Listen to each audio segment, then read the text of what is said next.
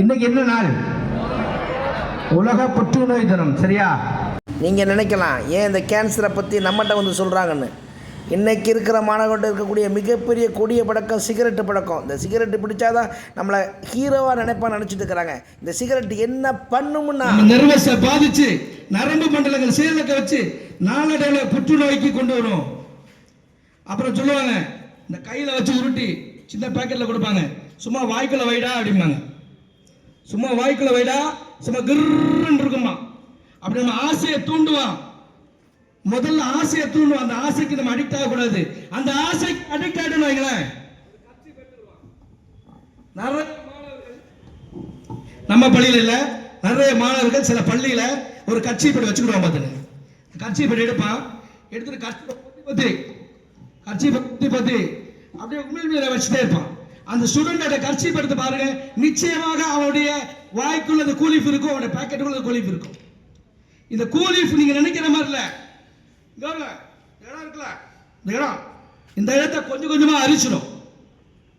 ஒரு புண்ணு வந்தா அந்த புண்ணு அப்படியே பக்க பக்கமா இதாவது தெரியுமா, ஓட்ட ஓட்டையா விழுந்து தெரியுமா, அந்த மாதிரி ஓட்ட ஓட்டையா விழுந்து அரிச்சு உங்க இதை கட் பண்ணி எடுக்க வேண்டிய சூழ்நிலை வரும். அதில் லங்ஸ், இந்த இடத்துல கேன்சர் வந்துட்டா ஒண்ணுமே பண்ண முடியாது. அதனால கவனமா இருங்க. யாராவது உங்களுக்கு இது போன்ற சிற்றின்பங்கள், சிகரெட்டு, இந்த தம்பாக்கு, இந்த சைனி கைனி, அப்புறம் என்ன சொல்லுவாங்க, அதெல்லாம் சிற்றின்ப ஆசையை தூண்டுவாங்க.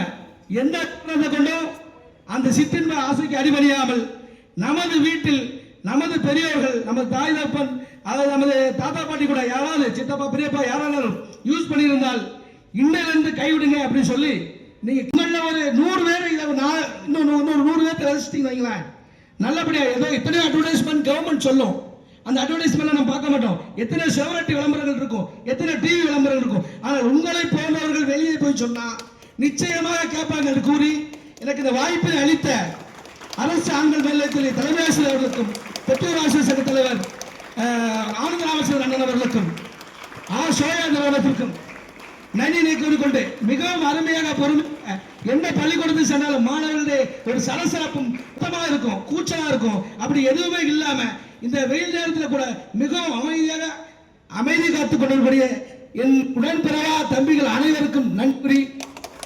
விடைபெறும். நன்றி, வணக்கம். பீடி சிகரெட் கூலி வேற, கஞ்சா வேற, கணேஷ்